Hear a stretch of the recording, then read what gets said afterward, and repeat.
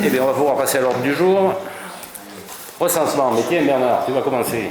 Allez, puisque c'est toi qui t'occupe de ça.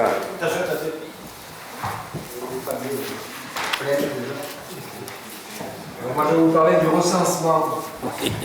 Recensement 2025. Nomination du coordonnateur et recrutement d'agents recenseurs. Le recensement de la population permet de connaître la population de la France dans sa diversité et son évolution. Il fournit des statistiques sur le nombre d'habitants et sur les caractéristiques telles que la répartition par sexe et âge, les professions exercées, les conditions de logement, les modes de transport, les déplacements domicile-travail, domicile-études, etc. En 2025, la collecte auprès des habitants aura lieu du jeudi 16 janvier au samedi 15 février. Une communication sera faite sur les différents supports municipaux afin d'en avertir la population. Ces opérations nécessitent de nommer un coordonnateur de recensement et le recrutement d'agents recenseurs vacataires qui seront spécifiquement rémunérés pour cette mission. La mission des agents recenseurs consistera à suivre les formations dispensées par l'INSEE, à effectuer la tournée de reconnaissance des adresses enquêtées une semaine avant la collecte, à réaliser des opérations de collecte, à effectuer un point régulier avec l'équipe de coordination communale en charge de la supervision de la collecte, conformément aux préconisations formulées par l'INSEE, et pour que la collecte puisse se dérouler dans des conditions optimales, 13 agents recenseurs seront recrutés, ainsi que 2 suppléants. Ils devront être disponibles du 6 janvier au 21 février. À cet effet, et afin que les opérations de recensement puissent se dérouler dans les meilleures conditions possibles, Monsieur le maire va vous proposer, donc on va l'autoriser à désigner par arrêté un coordonnateur d'enquête parmi les agents de la commune, valider le principe du recours à 13 agents recenseurs vacataires, de fixer les modalités de rémunération des agents recenseurs selon les modalités suivantes. C'est-à-dire, on donnera 2 € par bulletin individuel collecté ou rempli et de 1,30 € par feuille de logement. C'est-à-dire que dans une maison, il y aura 1,30 € par maison et s'ils sont 4, il y aura 4 fois 2 € pour l'agent recenseur. Les séances de formation et les journées de repérage seront rémunérées sur la base de 40 € par jour, ainsi que les frais de transport qui seront remboursés sur la base du barème. Voilà. Est-ce qu'il y a des questions? Tu vois, pas de questions particulières? Très bien, je vous remercie. On peut passer au vote. Merci Bernard. Qui est pour? Je vous remercie. Ouverture dominicale. Ça, c'est comme tous les ans. Vous savez qu'on doit, par arrêté municipal, autoriser les commerces de détail à ouvrir certains dimanches. Et cette liste doit être arrêtée avant le 31 décembre pour l'année suivante.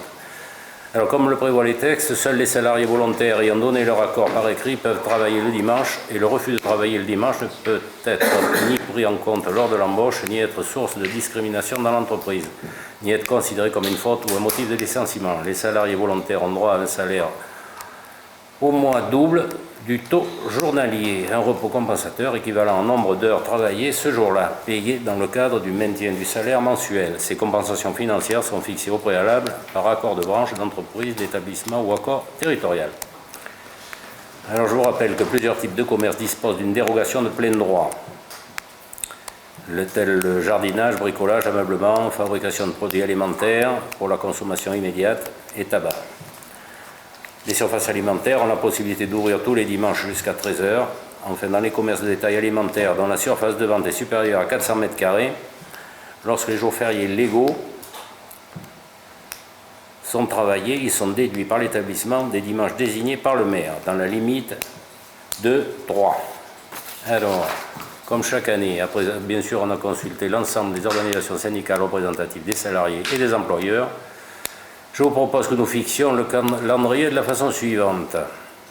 Dimanche 12 janvier 2025, premier dimanche de solde d'hiver. Dimanche 29 juin, premier dimanche de solde d'été. Dimanche 14 décembre, dimanche 21 décembre et dimanche 28 décembre 2025, bien sûr. Voilà, ça on l'apprend tous les ans, comme d'habitude. Est-ce qu'il y a des remarques là-dessus? Qui est pour? Je vous remercie. Qui s'abstient? Qui est contre? Un contre. Ok, pas de problème. Création d'un poste pour le cinéma. Adjoint d'animation, 35 heures. Tiens.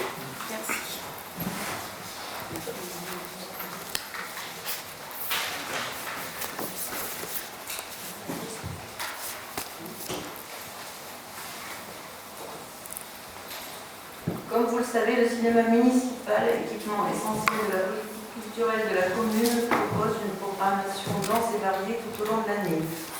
Bénéficiant du label Art et Essai, le cinéma propose aussi et naturellement des films très grand public.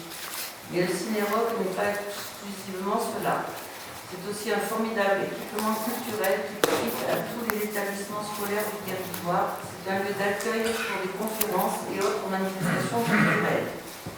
À cet effet, les effectifs qui assurent la gestion du cinéma ont été dimensionnés pour permettre plusieurs séances quotidiennes et assurer un fonctionnement constant.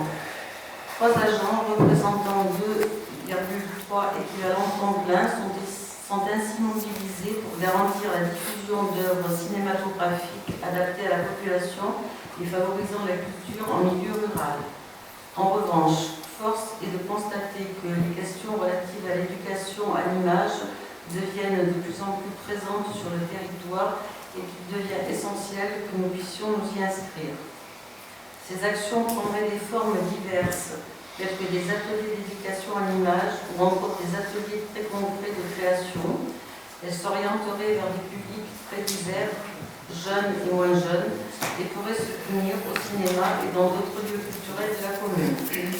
En revanche, et eu égard à la charge de travail pesant actuellement sur les effectifs du cinéma, il n'est pas envisageable de mettre en place ces actions sans temps de travail supplémentaire. C'est en considérant qu'un agent présent dans le service cinéma peut conduire des ateliers d'éducation à l'image par une revalorisation de son temps de travail que Monsieur le maire vous propose de créer un poste d'adjoint d'animation à temps complet à compter du 1er janvier 2025. Le poste qu'il occupe actuellement fera l'objet d'une structuration en début d'année prochaine. Ok, merci. Des questions particulières? Oui, Dominique. Oui. Dominique. Mon groupe est totalement favorable au développement du cinéma sur la ville de Terrasson. Je crois qu'il y a un club cinéma au lycée. D'ailleurs, la communauté de communes finance à sa mesure ce club cinéma. Donc on y est favorable et on votera pour ce poste. Par contre, il me semble que le budget cinéma reste déficitaire. On n'est pas obligé, lorsqu'on fait des services, d'avoir des services équilibrés, c'est une politique. Par contre, est-ce que vous pensez que le fait de renforcer le personnel et peut-être plus d'activité, peut-être plus de recherche, de subvention ou d'accompagnement, dans le cadre de territoire d'industrie, je suis très réservé là-dessus, sur les résultats. Il y avait une politique cinéma sur l'ensemble, Brive et Sarlat. Est-ce qu'il y a moyen de s'intégrer là-dedans? Et est-ce que vous avez une vue pour, tout en développant la culture cinéma sur Terrasson, à réfléchir à ce que le budget soit plus équilibré à l'avenir? Si on peut avoir des subventions, bien sûr que c'est une piste à explorer. Et là, on s'aperçoit qu'avec toutes les activités qu'il y a, on ne peut pas répondre à toutes les demandes. Donc, on augmente un peu le temps on augmente le temps d'un des agents qui était à combien? Qui était à 28 heures et on le passe à 35 heures. Voilà. Mais est-ce qu'il va prendre un peu de temps, lui, pour aller rechercher des subventions, des aides au niveau national, régional? puisque le cinéma peut être accompagné. Ben oui, ben j'espère. Sa fonction à lui, c'est une fonction d'animation. Charge à nous après, effectivement. C'est à nous de le faire. Ouais. Ok. S'il y a des subventions possibles, bien sûr. Si on existe, il faut aller les chercher. Mais on essaiera d'aller chercher, bien sûr, ça existe. Évidemment. Est-ce que ça a un lien avec l'animation, la création de ce poste? Non. Non, Non, l'animation pas est du une tout. association. C'est une initiative purement communale. Oui. Oui. Aujourd'hui, Bien sûr. on est dans une refonte de la politique culturelle de la ville, donc ça va aussi par le pilotage des structures. Et aujourd'hui, on se rend compte que sur le cinéma sur lequel on a étudié les pistes d'amélioration, il devient important de passer cet agent à 35 heures pour développer de nouvelles pistes, que ce soit avec l'éducation, avec les Terrassonnés ou autres, ce qui permettra de développer l'offre culturelle de la ville de Terrasson. Pour la partie subvention, charge aux techniciens de travailler ensemble avec les structures pour voir quel type de subvention on peut aller lever pour ces nouveaux projets. Bien sûr que si on peut avoir des subventions, on ne manquera pas de le faire. S'il y a d'autres questions? Qui est pour? Je vous remercie. Qui est médecine préventive? C'est la médecine du travail? C'est ça. Alors, comme vous le savez, les collectivités et les établissements publics ont l'obligation de disposer d'un service de médecine préventive, soit en créant leur propre service, soit en adhérant au service de santé au travail interentreprise ou assimilé, à un service commun à plusieurs collectivités ou au service créé par le centre de gestion. Le centre de gestion de la Dordogne a formulé une proposition de convention d'adhésion au service de médecine professionnelle et préventive pour la période du 1er janvier 2025 au 31 décembre 2027. Nous adhérons depuis des années au service de médecine professionnelle et préventive du Centre de gestion de la fonction publique territoriale de la Dordogne. Ce service gère pour notre compte toutes les questions relatives à la médecine préventive, les congés pour raisons de santé, la prévention des risques professionnels, le maintien dans l'emploi et le handicap, les inaptitudes, les commissions de réforme, le comité médical statuant sur la situation des agents. Ce service est rémunéré moyennant une participation additionnelle sur la masse salariale de la collectivité à hauteur de 0,35%. Afin de continuer à bénéficier des prestations de ce service, M. le maire vous propose de renouveler notre adhésion auprès du CDG 24. La convention vous avait été transmise avec la note de synthèse. Des questions particulières pour ça? Non? Qui est pour? Je vous remercie. Merci. Décision modificative, Jean-Yves. C'est une loi qui apporte assez. On a deux décisions modificatives à prendre. On a voté le budget en avril de cette année et il faut en fin d'année rajouter deux budgets. Le premier budget, c'est le budget des jardins. En fait, quand en début d'année, on a dispatché nos effectifs entre les différents services, il y a un agent qui, en fait, travaille sur le budget, sur les jardins, qui avait été laissé sur le budget général de l'année. Donc, en fait, on bascule son salaire sur le budget jardin à hauteur de 35 000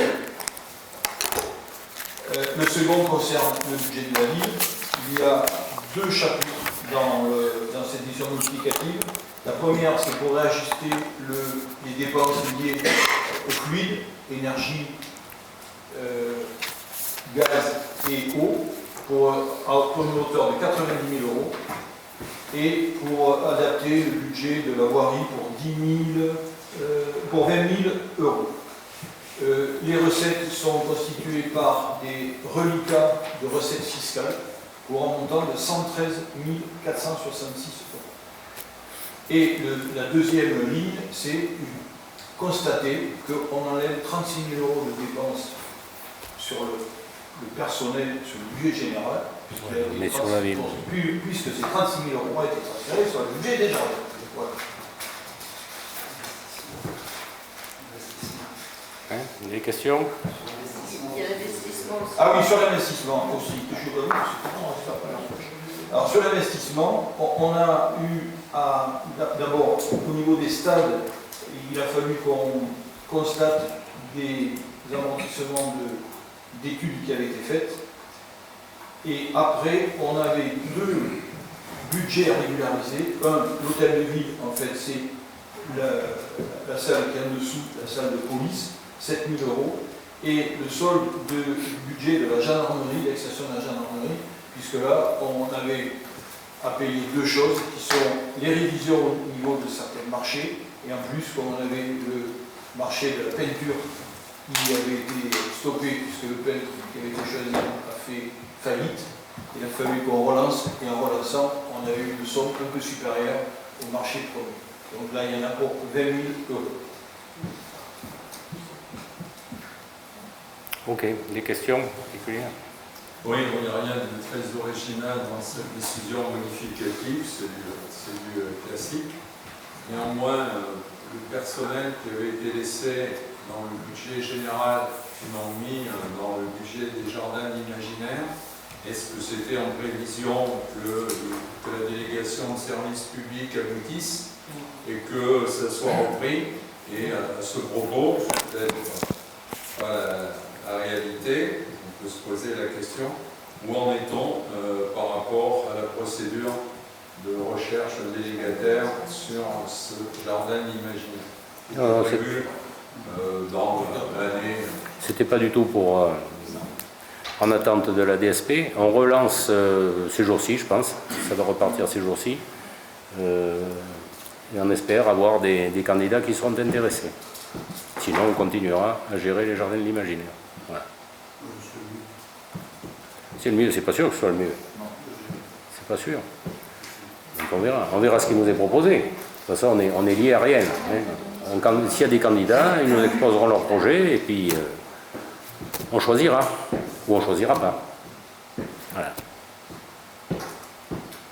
Toujours dans le même ordre d'idées, avec ma casquette communauté de communes, bien avant que je m'occupe de la communauté de communes, l'Office du tourisme, qui était présidé par l'actuel adjoint du tourisme de votre collectivité, avait initié un certain nombre de conventions avec des gens qui étaient censés tirer vers le haut le tourisme.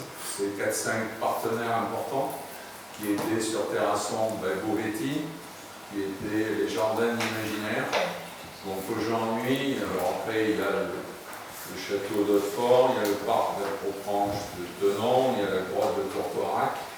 Donc tout ça est en train un peu d'être relancé et j'ai cru comprendre que la ville et les jardins imaginaires n'étaient pas intéressés pour continuer leur collaboration avec le nouvel outil qui est un EPIC aujourd'hui, mais qui est financé à 95% par la communauté de communes. Qu'en est-il sur votre vision du tourisme et des rapports avec l'EPIC? Pas du tout. Nous, on est toujours. Ça, c'est peut-être des bruits qui circulent. Il y en a beaucoup qui circulent en ce moment. Donc c'est comme ça. Mais non, nous, on est toujours favorable à une collaboration. Il n'y a pas de problème. Quand on demande des financements très très faibles, qui étaient pour les 7, eh ben, on nous dit qu'il va falloir réfléchir, que pour 150 €, ça pose tout un problème de réflexion avec la municipalité. Donc on en prend acte et on ne sait pas. Parce qu'apparemment, il n'y a pas une volonté de continuer sur ce qui est déjà fait. Si, moi je suis pour continuer ce qui est déjà fait. Et c'est vrai que le problème a été réglé parce qu'il y avait une grande discussion pour des sommes infimes concernant la participation à cette politique touristique et notamment aux dépliants, où on nous a dit qu'on ne voulait plus participer ni aux dépliants ni aux salons qui sont organisés par l'EPIC. Alors je ne sais pas ce qu'il en est, voilà ce qui me revient. Alors l'EPIC, ce n'est pas le président de la communauté de communes qui le dirige, et il finance, mais il ne dirige pas la communauté de communes. Et on ne sait pas trop, on navigue à vue sur ce dossier, et on sent pas une volonté de travailler ensemble à ce niveau-là, puisque les salons c'est terminé. Le dépliant nous a dit que peut-être on ne participerait pas au dépliant qui est depuis des années. Je peux répondre pour la partie salon, du moins. Je pense qu'en 2024, nous avons participé. Oui, on prépare l'avenir, 2025. Et pour 2025, pour l'instant, je pense que nous n'avons eu aucun retour, aucune demande par rapport à des participations de salon. Julien, est-ce que vous avez eu quelque chose par rapport à ça? Donc je ne pense pas qu'on ait pu répondre qu'on ne souhaitait pas participer, jusqu'à présent, nous n'avons pas été sollicités. Alors, je demanderai au président et au directeur de me faire une note par écrit concernant ce dossier, puisque on me dit ce genre de choses. Alors, peut-être que c'est faux, je ne sais pas. Je demanderai qu'on regarde de plus près. Je ne dis pas que c'est faux, je dis que nous n'avons pas eu de sollicitation jusqu'à Il y a présent. peut-être eu des échanges, peut-être pas écrits, mais verbaux, entre le président et la direction de l'OT. Je me renseignerai de façon plus précise, puisque c'est ce qui me revient.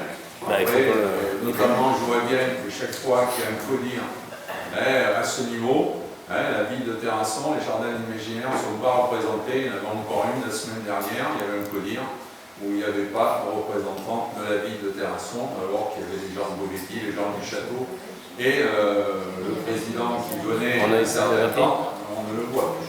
Alors après, je n'en tire aucune conclusion. Non. On verra la suite. Tout à fait. Moi, j'ai juste une remarque concernant le CODIR.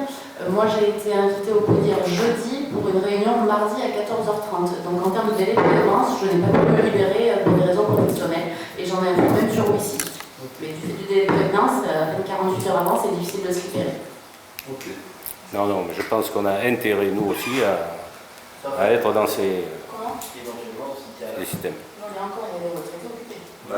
Je sais que je demanderai que ce soit, alors il y avait bien les 5 jours francs qui correspondent à la légalité, mais c'est vrai qu'au-delà de la légalité, on pourrait le faire en avant. Mais lorsque au CODIR, il m'est arrivé un budget prévisionnel qui était à revoir, on a demandé qu'il soit revu. Alors ça c'est chez moi, c'est ma structure qui veut balayer devant sa porte. Et pour ça qu'il a été demandé un nouveau CODIR dans les jours qui suivaient pour qu'en commission, en conseil communautaire, on le vote. Et tout ça aurait dû être fait avant le 15 novembre. Donc je connais aussi les responsabilités de certains, même si ce n'est pas moi le président et si ce n'est pas moi qui... Ça ferait même une gestion de fait si je dirigeais l'OT, je n'ai pas à le diriger. J'ai juste en fonction d'une convention de moyens et d'objectifs qui doit m'être donnée à faire les versements réguliers pour financer l'OT. Et comme je n'avais pas les éléments, voilà pourquoi il a été redit à l'OT que je voulais les éléments avant de le financer. Bon. Enfin, une chose est certaine, c'est que nous, on n'est pas opposés à ce genre de participer à ce genre de choses. Voilà. Je redirai ça au président et au directeur. Ok.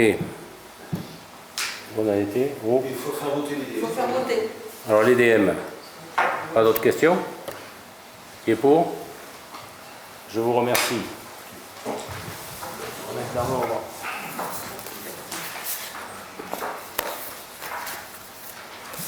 Sortie d'actifs. Bon, ça c'est... Oui, vous savez que... Alors, il y a du matériel ancien ou qui ne sert plus à rien qu'on essaie de vendre. Alors, ce que je vous propose à présent pour 6 biens de la commune, 5 vitrines réfrigérées et un camion citerne. Alors, on a décidé de les mettre en vente sur le site de vente aux enchères géré par le service des domaines. Ces biens ont trouvé preneur aux conditions suivantes. Les vitrines réfrigérées, combien il y en a, je crois, j'ai dit 5 vitrines réfrigérées au prix de 350 € l'unité. Et le camion citerne au prix de 3 750 €. C'est bien vendu. Donc je vous propose de valider la cession de ces biens et de procéder à la sortie d'actifs. Est-ce qu'il y a des questions particulières? Qui est pour? Je vous remercie. Demande de subvention au titre de la DETR pour la création de la maison de la musique et autres pratiques culturelles. Donc, à l'issue de la reprise en gestion communale de l'ensemble de la programmation culturelle et dans la perspective de la redéfinition d'un projet culturel global à l'échelon communal, il est apparu la nécessité de pouvoir proposer un espace adapté à la pratique et à l'enseignement de la musique. Terrasson dispose de salles dédiées à la pratique de chacune des activités culturelles, mais force est de constater que les lieux dévolus à la musique présentent certaines insuffisances. En conséquence, la promotion de la pratique musicale auprès des jeunes publics notamment demeure assez limitée. Pour autant, la commune dispose de structures et de compétences qui devraient permettre la conduite de projets porteurs et fédérateurs autour de la musique. La création de la Maison de la musique doit pouvoir constituer un véritable levier pour dynamiser la vie culturelle de la commune et permettre aux habitants d'accéder à des activités musicales et culturelles de qualité. La création de cette Maison de la musique permettra aussi de répondre à une demande forte de la part de la population, notamment des jeunes, qui souhaitent bénéficier de structures adaptées pour la pratique musicale. De plus, il contribuera à la valorisation de notre territoire en attirant des visiteurs et en soutenant la vie associative locale. Comme nous l'avions déjà évoqué, ce projet doit passer par un lieu, par un espace qui sera intégralement dévolu à la musique. C'est dans ce cadre que nous avions décidé d'acquérir un immeuble attenant au centre culturel. Le projet de maison de la culture, de maison de la musique, s'articulera autour de l'aménagement d'un espace dévolu à la pratique collective de la musique et d'espaces d'exercice individuel ou en nombre restreint. Parallèlement, c'est aussi l'enjeu de la création d'un espace dédié à la pratique culturelle globale qui sera créé. Alors que les différentes associations proposant des activités culturelles allant de la poterie à la reliure en passant par le tissage sont hébergées au centre culturel. Il sera projeté de leur aménager un espace moderne et modulable au sein de la maison des associations. Ce projet intégrera l'ensemble des contraintes liées à ces activités pour qu'elles puissent se dérouler dans des conditions optimales de pratique. Entre espaces de pratique, lieux de stockage ou encore équipements techniques, ce seront près de 200 m² qui seront intégralement destinés à ces activités. Je vous propose de m'autoriser à déposer une demande auprès des services de l'État au titre de la DETR pour accompagner le financement de ce projet. Le coût total estimé pour la réalisation de ce projet s'élève à 290 980 €. Ce montant comprend les travaux de construction et d'aménagement ainsi que les reprises de façade. Je vous propose de solliciter une subvention DETR d'un montant de 116 392 €, soit 40% du projet global. Voilà pour ce qui concerne ce projet. Est-ce que vous avez des questions? Des questions?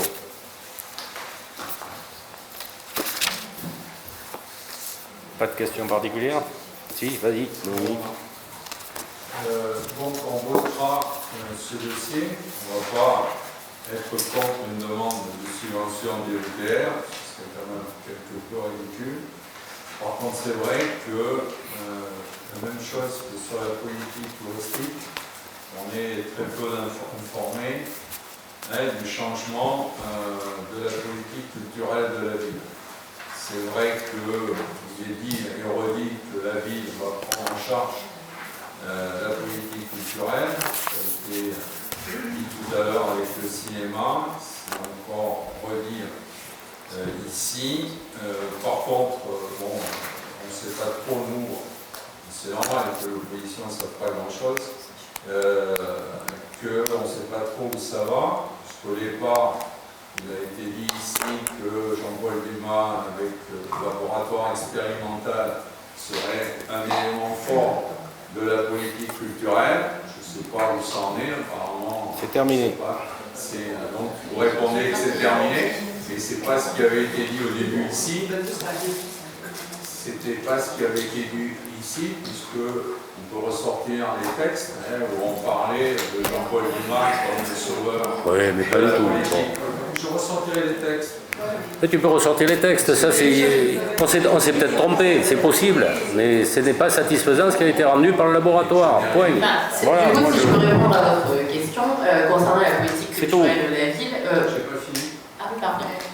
J'ai dit le laboratoire expérimental avec que bon, les uns et les autres, on avait regardé, et puis bon, Jean-Paul Dumas, alors que d'autres villes voisines avaient apporté des financements, la communauté de communes avait apporté des financements, et on devait réfléchir à un programme culturel à partir de Jean-Paul Dumas avec 3 financements sur son projet Bézère, du labo expérimental. Il a été dit ici que la ville, en faisait son affaire avec Jean-Paul Dumas et que ça allait permettre à la ville d'avoir un vrai rayonnement culturel avec ce laboratoire expérimental. Vous me dites qu'aujourd'hui vous êtes trompé et que ça ne marche pas, j'en prends acte. Mais bon, ça n'avait pas été dit comme ça. Après, je me souviens... Ah mais non, au départ, non, c'est sûr. Je me souviens d'une époque aussi où il y a eu beaucoup de communication, j'ai aussi les textes, concernant la distillerie, où on devait financer de façon importante la distillerie.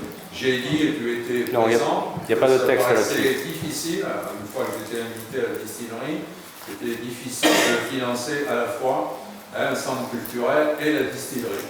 Mais je prends acte que la distillerie aujourd'hui, qui avait pourtant été lancée comme une alternative privée à la politique culturelle de Terrasson, et je vois encore les textes écrits, donc c'est pas le cas. Donc aujourd'hui, ça fait 2 expériences qui ne s'avèrent pas de réussite. Qu'en est-il aujourd'hui de la politique culturelle? Alors si après acheter des bâtiments et restaurer pour mettre des ateliers de la musique, on voit de ce dossier. C'est important. Mais je ne saisis pas encore la cohérence de ces 3 choses en même temps. La distillerie, c'est une chose, c'est comme tu disais, une affaire privée qui s'est installée à Terrasson et qui n'a pas été viable. Donc on les a aidés un peu, et puis bon, maintenant il aurait fallu les aider énormément, donc c'est pas possible. Donc ça s'arrête, c'est une affaire privée, ils se sont installés, ils ont acheté un bâtiment, bon. Ils sont venus. Il faut savoir que la distillerie, c'était la 7e association la plus subventionnée de la ville. De quoi les textes de Bon. C'était revendu comme quelque chose d'exceptionnel. Ah non, moi j'en ai... Non, sûrement pas. Sûrement pas venant de notre part. Moi j'ai dit que c'était peut-être bien, si ça marchait, bien sûr. Pourquoi pas, si ça avait marché, mais ça n'a pas marché. Donc acte, 2e dossier qui marche pas. Eh bien oui, 2e dossier, il y en a d'autres qui ne marchent pas. On peut en trouver qui ne marchent pas des dossiers. Ailleurs, on peut en trouver. Et c'est vrai que le laboratoire aussi, ça n'a pas été une expérience réussie, c'est sûr. Je le reconnais sans problème. On a quand même gardé les gens qui y étaient pour repartir sur d'autres bases et nous gérer la politique culturelle de la commune. Voilà, c'est tout. Et quand même, il s'est quand même fait des choses pendant qu'ils y étaient. Tout ce qui a été fait pour les jeunes, c'était important. Je pense qu'il y a eu, je ne sais pas combien de gosses, 2500 gosses qui ont vu le spectacle au moins. Donc, même si ce n'est pas une réussite complète, il y a quand même du positif qu'il y a eu. Et nous, on veut le reprendre pour la commune, c'est tout, on va le gérer maintenant. Voilà. C'est tout.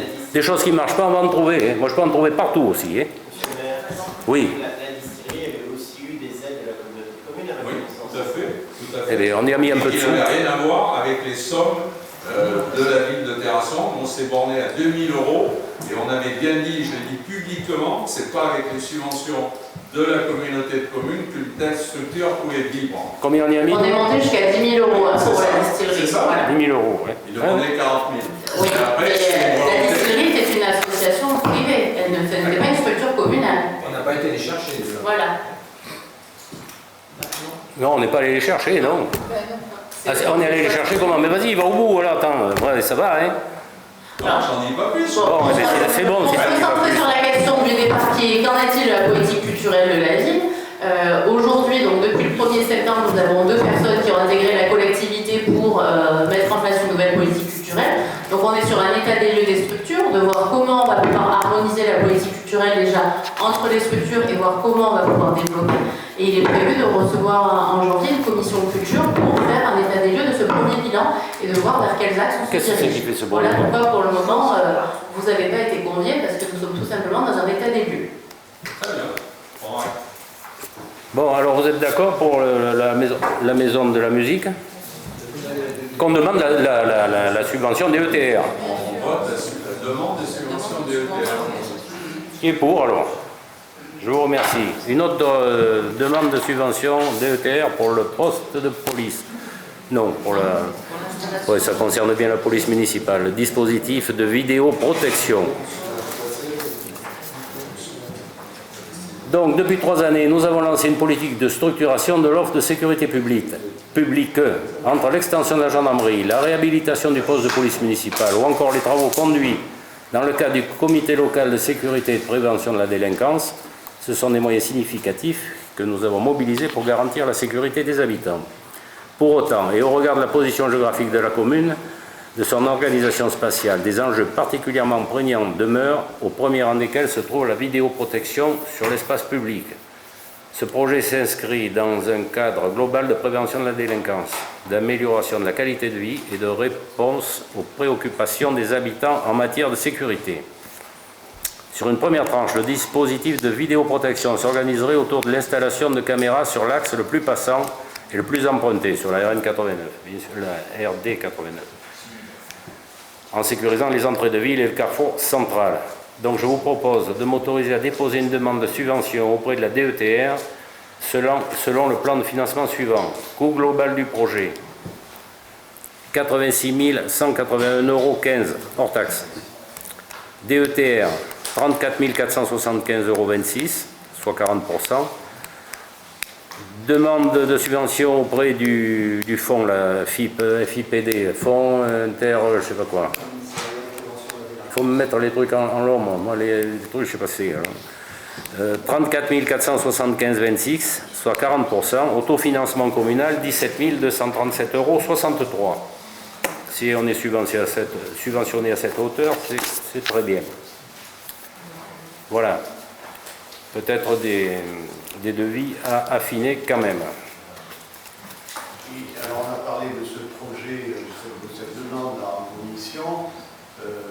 Donc il s'agit d'une demande de subvention pour financer un projet qui n'a pas encore été discuté et voté en conseil municipal. Ça va être... Mais non, on demande la subvention de la DETR pour le moment. Oui, ça j'ai bien compris. Bien compris. C'est ce dont on a discuté en commission. Ce projet va être présenté quand, en 2025 ? Quand on aura les devis définitifs, oui, bien sûr. Oui, non, parce que moi, ce que j'ai cru comprendre, c'est qu'on demandait la subvention maintenant parce qu'il faut déposer les dossiers avant le 15, je crois que c'est le 15 janvier, c'est ça ? 30 décembre ? Ah oui. Qu'est-ce qui a motivé, justifié la nécessité d'un dispositif de vidéoprotection en terrasse et quel type de sécurité va être ciblé par ce dispositif? Je n'ai pas compris si c'était la sécurité, la délinquance ou la sécurité. Mais c'est un peu tout. C'est la sécurité, la délinquance, la sécurité routière, mais surtout la délinquance, bien sûr. Parce qu'on est un lieu de passage, la 89, vous le savez bien, entre les autoroutes, ça vient d'un peu partout. Et encore, il faut s'estimer heureux, depuis quelques mois, c'est quand même relativement calme. C'est même très calme. Ce genre de choses, la délinquance entre les autoroutes et les délinquants qui circulent sur le territoire, ça relève, à mon avis, plutôt de la compétence de l'État et de ses services de sécurité que de la commune. Eh bien, il faut dire il faut dire à monsieur, s'il vous plaît, il faut dire à monsieur l'État qui s'en occupe. Mais je pense qu'en ce moment... Je peux dire juste un truc. Oui, si vas-y. ne prend pas les caméras de vidéoprotection, on sera la seule ville. Donc, tous les délinquants ils vont sur Terrasson parce qu'ils diront qu'on peut faire n'importe quoi.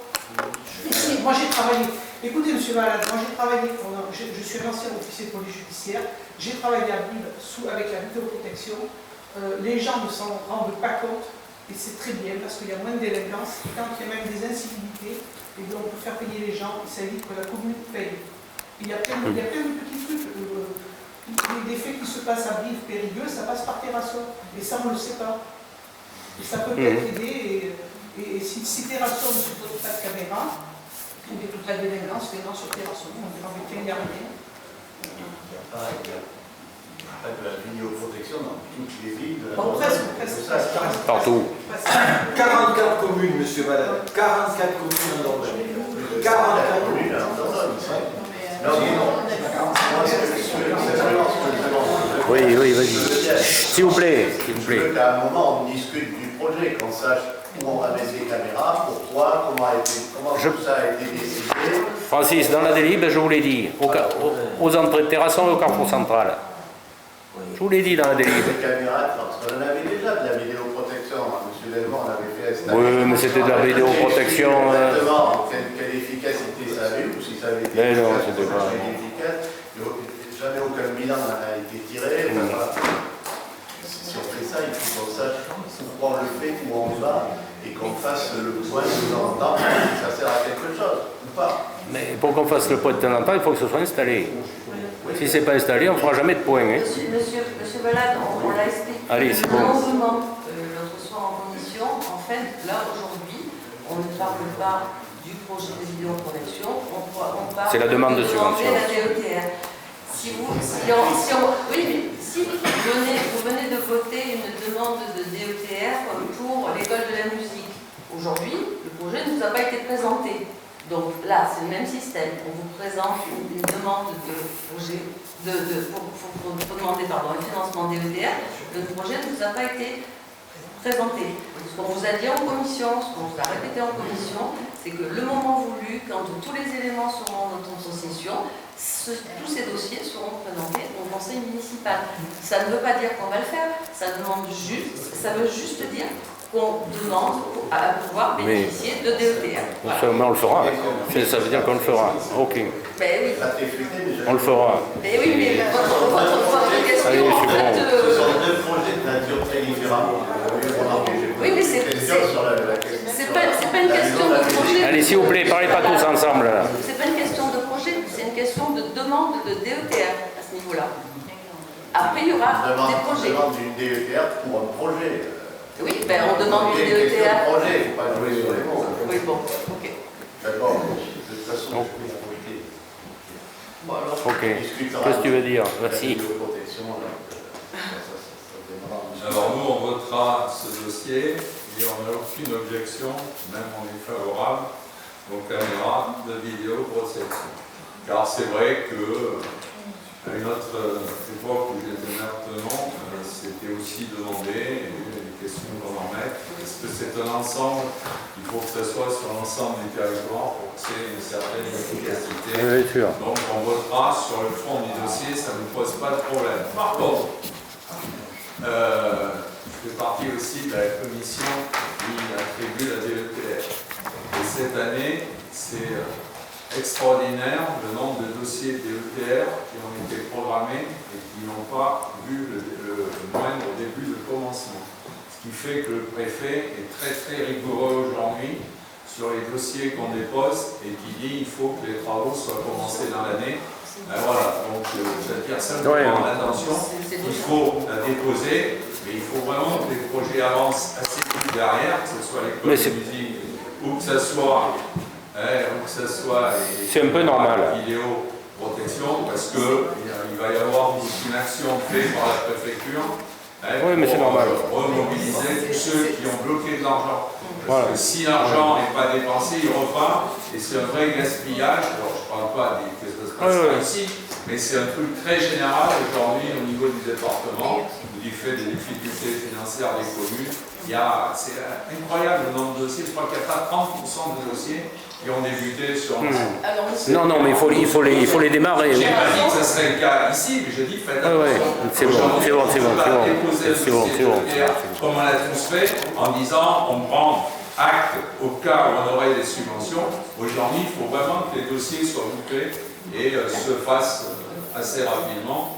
Si on veut avoir la télévision. Si tu veux c'est tout ce que je dis, c'est sur le mécanisme, c'est pas sur le fond du dossier. Comme le poste de police est démarré, presque en voie d'achèvement, on continue dans ce sens-là, bien sûr.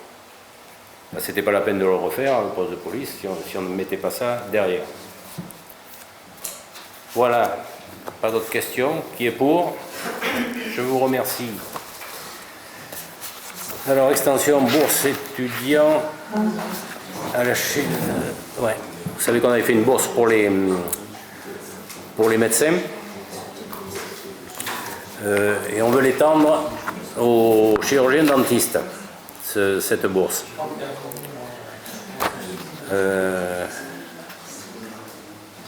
Donc, si vous voulez, depuis la dernière délibération qui donnait la... S'il vous plaît, c'est pénible.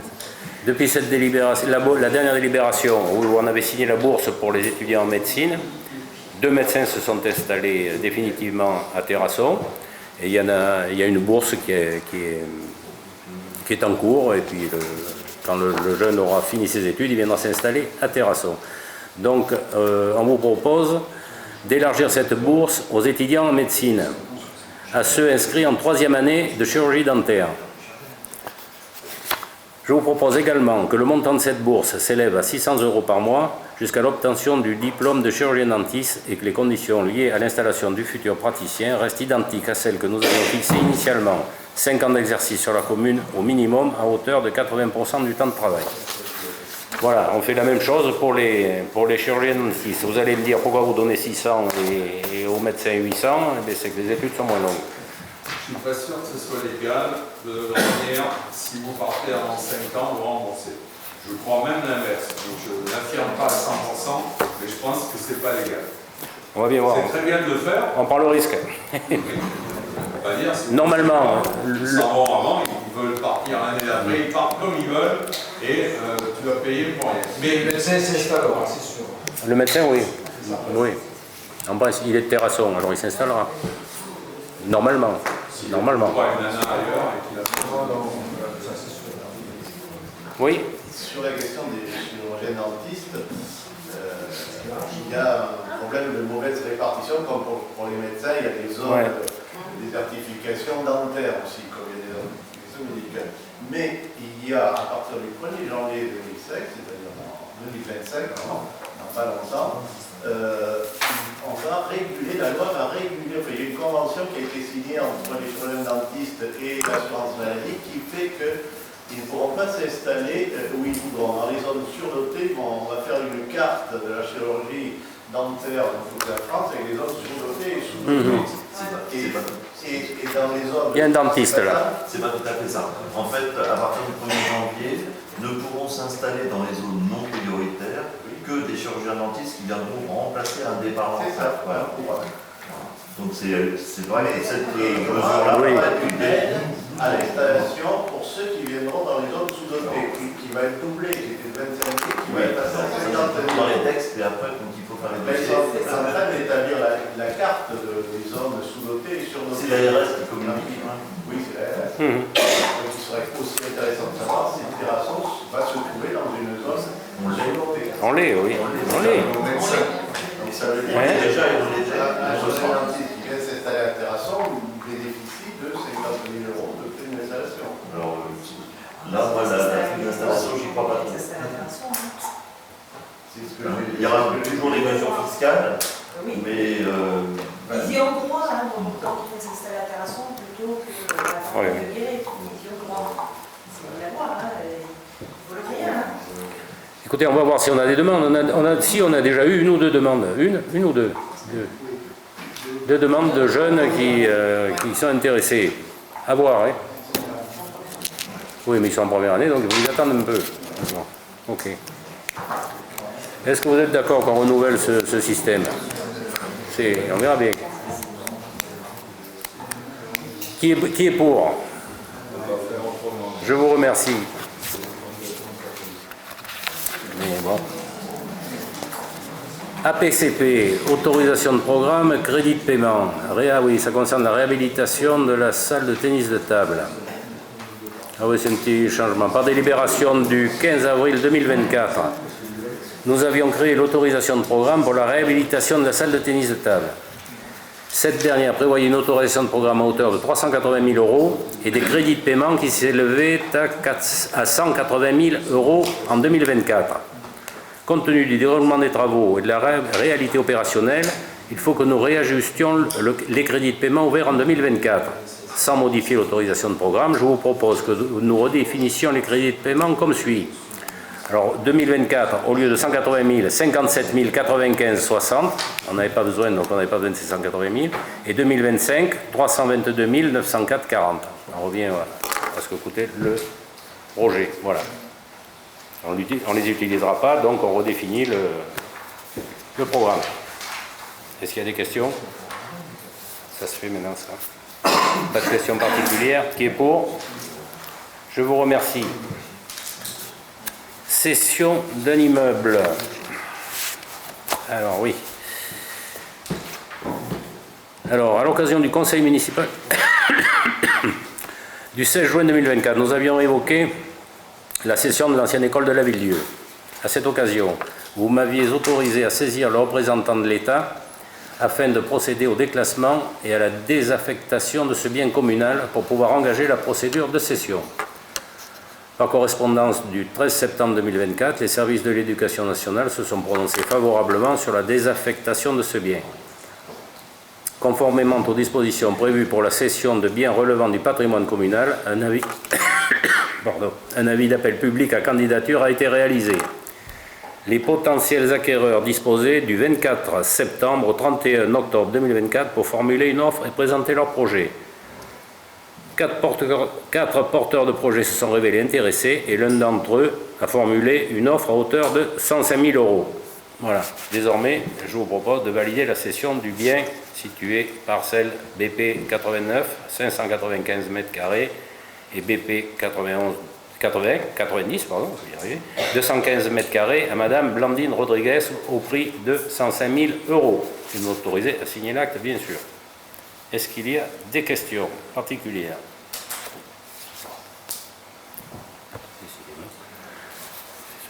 Pas de questions particulières? Qui est pour? Je vous remercie.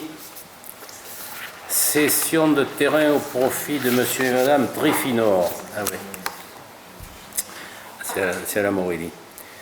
On est propriétaire à la Morelli de 2 parcelles privées au lieu dit la Morelli, comme je viens de vous le dire. Cadastré, section BS 105 pour une superficie de 1298 m² et BS 106 pour une superficie de 1369 m².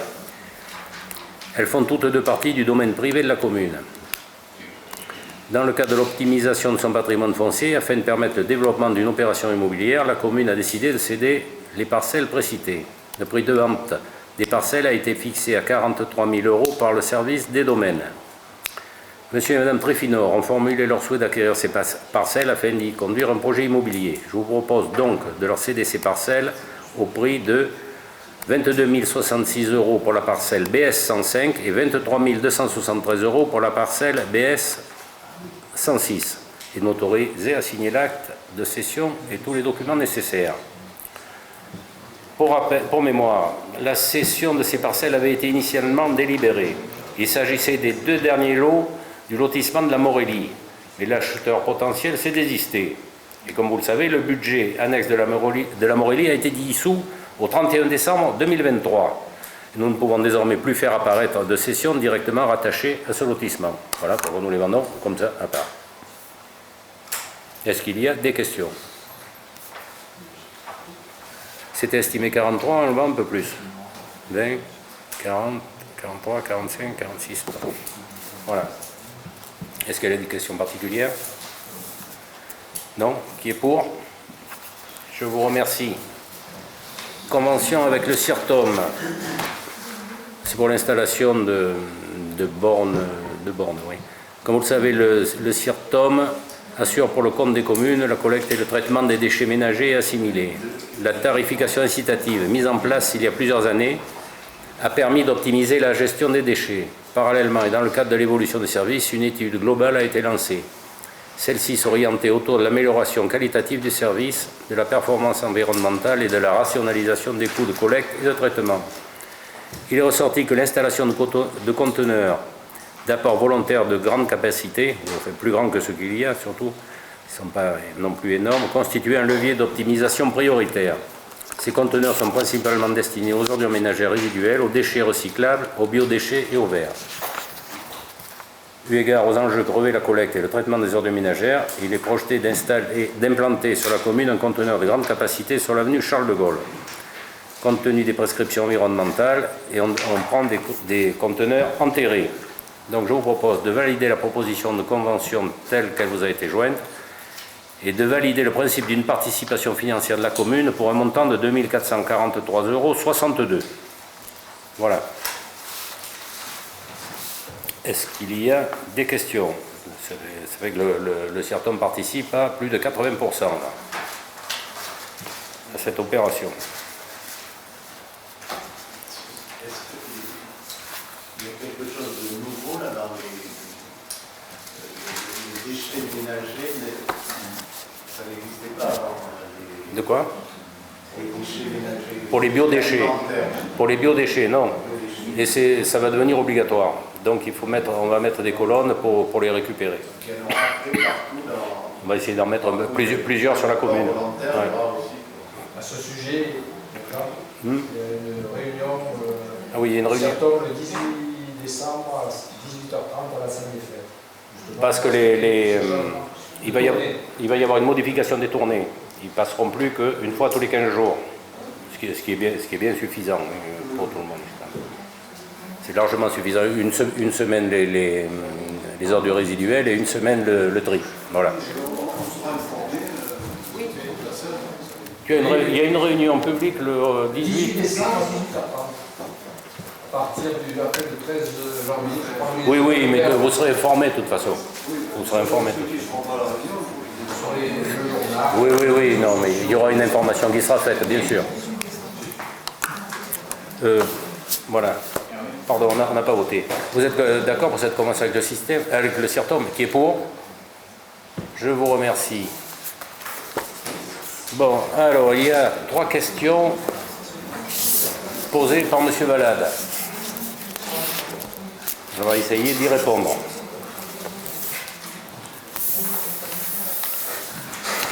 La première question concerne l'EHPAD. Donc, j'ai entendu dire l'information indirecte qu'il y avait des problèmes Indirect. par rapport au terrain qui avait été acheté par la ville pour l'installation de l'EHPAD, de quartier de la gare, avec des problèmes de solution. Ma question, c'était de faire le point pour savoir où on en est par rapport à ce problème. Tout à fait. Comme vous savez, dans ce genre de projet, il peut y avoir des aléas qui retardent de temps en temps le projet. Et là, on en a trouvé un. Pour vous rappeler certaines choses, avant l'achat des terrains, on avait fait faire 2 études par la société Optisol, je crois. C'est ça, aux frais de la commune, bien sûr. Une en juillet et l'autre en novembre 2021. Et qui disait que la majeure partie des éléments testés, notamment les isothiazolines, alors ça, apparemment, c'est des composés organiques, montrent des taux inférieurs au seuil de détection. Un échantillon présente des concentrations en plomb et antimoine. Ça, c'est des restes de la verrerie. Ça remonte très loin dans le temps. Certains n'ont pas connu ici la verrerie. Moi non plus. Non. Il n'y a que moi. Voilà. Alors ils ont trouvé des concentrations en plomb et antimoine supérieures aux matériaux inertes. Donc les sols dans le secteur de la Syrie peuvent être considérés comme pollués mais non dangereux. Cependant, ces concentrations n'atteignent pas le seuil de matériaux classés comme dangereux, ni même les valeurs de référence nationales pour le plomb. Donc ça voulait dire que c'était pas très dangereux, qu'il n'y avait pas de... On pouvait considérer que c'était acceptable. C'était des pollutions diffuses et mineures. Ça ne devait pas remettre en cause le projet. Ensuite, des études complémentaires ont été demandées par l'ARS. Depuis le mois de mars, elles ont été réalisées dans l'été, je crois. En août, voilà. Et elles laissent apparaître des niveaux de pollution significative et importante. C'est plus embêtant, bien sûr. En ce qui concerne le terrain ex-Socat, il y a une grosse concentration de mercure qui se trouve au sondage. Bon, il y a des numéros au sondage, je vous en fais grâce, mais sur une surface peu étendue, très concentrée. Sur le terrain buisson, on trouve des anomalies en plomb, en mercure et même en arsenic. Hein? L'arsenic, c'est plutôt la verrerie. Mais le plomb c'est pareil. Le plomb, d'une scierie, le plomb, je vois pas ce qu'il peut y avoir, mais enfin bon. Et les autres pollutions sont dans les fourchettes acceptables.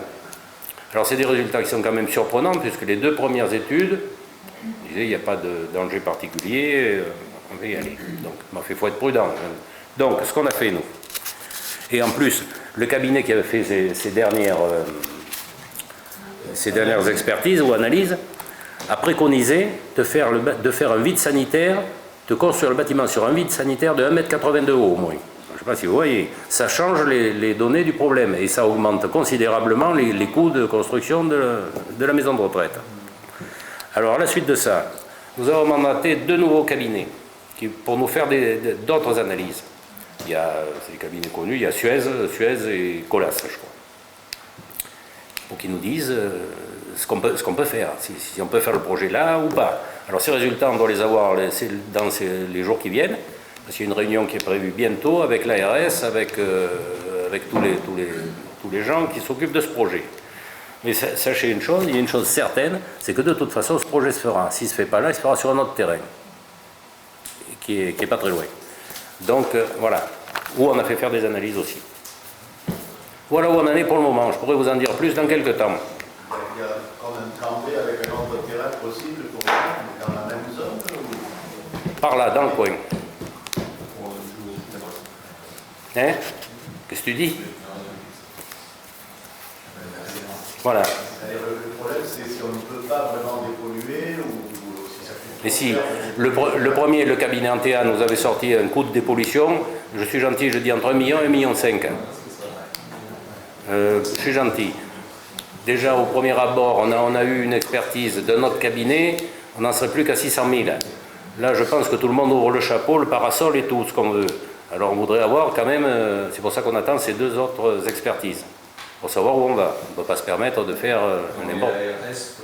L'ARS donnera son avis. Et voilà, c'est bon ça, ils donneront leur avis. Ouais. Mais attends, ils sont mignons, l'ARS. Mais bon, ça va, ils nous gardent les crédits qui étaient prévus pour ce projet jusqu'à l'année prochaine. Donc, ça nous laisse un peu de temps. Mais enfin, bon, on ne s'attendait pas à ça, si vous voulez. Surtout qu'on avait fait faire des expertises au préalable. Voilà. Bon, mais écoutez, ça, c'est des choses qui arrivent. Donc, on vous en dira un peu plus dans quelques temps. De toute façon, il faut que ça aille très vite maintenant, hein, parce que, je vous dis, on a une date limite pour les subventions. Donc, je ne voudrais pas qu'on les perde. Voilà. Ensuite, le deuxième point, c'est les accidents. Il y a eu des accidents, oui, sur la 89. Oui, effectivement, il y en a eu un dramatique la semaine dernière. Oui. Un monsieur qui était ici, qu'on voyait tous les jours d'ailleurs, qui marchait au bord de la route. Qui malheureusement s'est attrapé. Mais ça, les accidents, celui-là est dramatique, c'est sûr. Il n'y a pas de problème. Il y en a eu d'autres, des voitures qui sont rentrées dedans, mais comme sur toutes les routes, hein, un peu partout. Hein. Je ne sais pas. Hein. Oui, si je pose la question, j'avais parlé en commission, j'ai eu l'air de penser que il n'y a pas de sujet véritablement, mais il se trouve effectivement qu'il y a eu au moins 3 accidents, dont un mortel, dans cette même zone. Et ça me paraissait lié au fait qu'il y a cette piste cyclable à la fois parallèle à la route. Non, mais là, celui-là mortel, c'était, oui, là, il y avait la piste cyclable. Les autres, c'est des voitures qui sont rentrées dedans. Bon, il n'y a pas eu de mal, il y a eu de la tôle, mais ça, je ne sais pas comment on peut l'éviter. À moins de supprimer les voitures. Mais les autres aussi étaient liés, c'est des piétons ou cyclistes? Non, c'était des voitures, c'est pas des piétons ou des cyclistes. Ma question, c'est tout simplement voilà. Ça. Quand il y a des points dangereux, on essaie d'y remédier. Hein, mais là, les services de sécurité routière,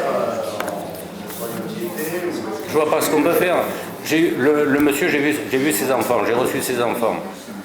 Et son fils m'a fait voir une photo que son père lui avait envoyée quelques minutes avant qu'il se fasse accrocher par la voiture, qu'il se fasse ramasser par la fourgonnette. On y voit comme en plein jour, hein, pratiquement. Hein. Ce monsieur avait été, bon, ça ne le ramènera pas bien sûr, mais il avait été prévenu par les gendarmes plusieurs fois d'au moins mettre un gilet, de mettre quelque chose. Souvent il était habillé en noir, et l'accident a eu lieu à 6h, 6h15 ou 6h30 du matin. Les autres dont j'ai eu connaissance ont eu lieu dans la journée. Cette piste cyclable. Mais il y en a une autre, M. Valade, partout dans tous les quartiers, des accidents tous les jours. Il se trouve, c'est peut-être la loi des séries. Hier, tiens. Coïncidence qui fait qu'il y a eu. Hier, son frère s'est fait. Hier, son frère s'est fait accrocher par une voiture au rond-point à la sortie de Terrasson là-bas. Par un vélo, pardon. Pas par une voiture, mais il est tombé, fracture du bassin. Voilà. À la sortie, là-bas, de l'autre côté. Alors, et les gamins sur les trottoirs avec les trottinettes, c'est encore pire. Là, il y en aura des accidents. Et je ne sais pas ce qu'on peut faire. Voilà. Et ensuite, le dernier point que vous m'avez marqué, c'est le conflit entre la communauté de communes et Terrasson. Conflit. Alors moi j'ai mis quelques mots. Je vais vous répondre. J'ai fait un petit truc. Conflit, je pense que le mot est inapproprié. Nous ne sommes pas en guerre. Pas encore. Plutôt désaccord, même si ça veut dire la même chose, mais conflit, c'est guerre. Plutôt désaccord sur la manière de fonctionner de la communauté de communes. Nous ne nous réunissons pas ce soir pour nous faire des reproches les uns envers les autres. Un courrier va être transmis au président. Courrier qui précise certains faits et qui ne ferme absolument pas la porte à l'ouverture d'une discussion constructive. J'espère bien que ce sera le dernier échange épistolaire que nous aurons. Dans quelques jours, quand le président aura eu le courrier, je pourrai vous le transmettre, si vous le souhaitez. Voilà ce que je voulais dire sur ce sujet.